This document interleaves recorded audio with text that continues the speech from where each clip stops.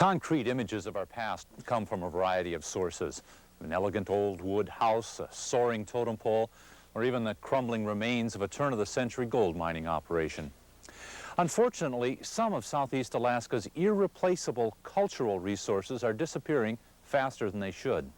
And when they're gone, for whatever reason, a part of all of our heritage is lost. We know in this part of Southeast Alaska that man has lived here for approximately 8,000 years. These people utilize the abundant resources of the area, food from the sea, wood for shelter, minerals for tools, and for other things. We do the same thing today, and throughout history, people have left those tools and the remnants of their shelters. This is what we find. Oh, wow. Look at this. A memorial pole. This is part of our cultural heritage. It's analogous possibly to more recent artifacts, including the Washington and Lincoln Memorial and that sort of thing. It's a reminder of our past, of our cultural heritage. An estimated 2,500 to 3,000 historic and prehistoric sites are part of the cultural heritage of Southeast Alaska. Some sites, like this pole left behind at a small village, are fairly easy to find. Older prehistoric sites are more difficult to find. Shell middens, the garbage dumps of earlier peoples, are often found in the roots of fallen trees. Some historic sites are indicated on maps with the name of a town that no longer exists. These sites, called cultural resources, are protected by various state and federal laws that provide penalties for unlawful excavation, alteration, destruction, or removal of artifacts. These laws also require federal archaeologists to identify the cultural resources on public lands. Once we locate them, we go through a specific procedure to determine their significance. If a cultural resource site is determined to be significant, then we afford it protection and go through the proper procedures to ensure that it is preserved into perpetuity. We are also directed to interpret these resources for the public benefit. That looks like it was part of the pump, all right. Well, yeah, this is the base of it. It's a base to a ram. Cultural sites are found by the remains the inhabitants left. The interpretations that archaeologists make are based on the kinds of artifacts discovered and the spatial relationships between those artifacts. Items casually or thoughtlessly moved or taken by souvenir hunters is a bit of knowledge that everyone loses.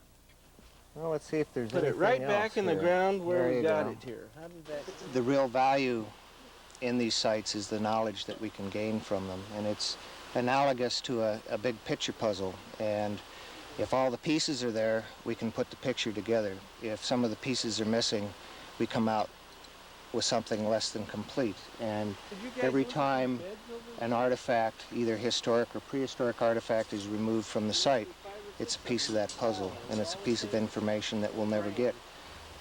Each one of these sites is unique. It tells the story of the people who lived here and how they worked and how they survived. And that information potential is what is important to us. And when people come in and remove these items, part of the story is gone. Looks like we've got some recent digging going on here. Yeah. Look at all these things. Look at this grinding board. Oh, you missed it. You must not have thought it was important enough, huh? Guess not. Well, let's check out the rest here. The digging in this place perhaps is not a callous attempt to vandalize it, but it is perhaps more an attempt to find souvenirs. These people perhaps do not realize the damage they are creating. Those who discover or visit a cultural site are advised to respect the site by not taking artifacts and leaving it undisturbed. That way, the secrets about the people who lived there can be shared by all. Looks to me like a mortuary pole. Box for the cremation in there. Right? Oh, yeah, you can see the figures on it. This is a special place. People like us lived there, mothers and fathers, their sons and daughters, their grandmothers and grandfathers. Many of these people lived and died there. It has special significance for the native people who have ancestors who came from that place. It is probably has spiritual values for many people. It's a spiritual feeling, like being able to feel, like feeling the vibrations, perhaps. Just the fact that my ancestors lived there. There's a spiritual energy, an excitement, if you will.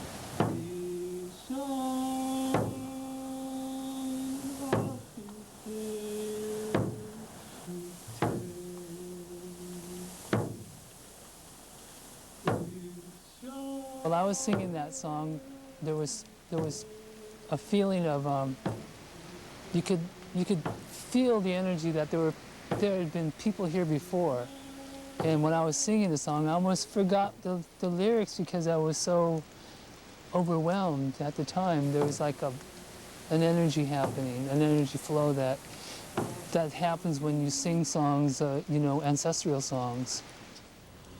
Now look at these pictures, Israel. Have you seen anything like that before? Well, I have, except for the primary language. We are recording what we have and what we have found today for the future. Many of these sites are and will be lost to natural erosion. We cannot find them all. We will not save them all. We will have at least something left for our children and grandchildren. They will at least know that this happened here. Mankind as a whole seems to have a need to know about his past. I think it's involved with the rituals we have with death and burying our loved ones. It has to do with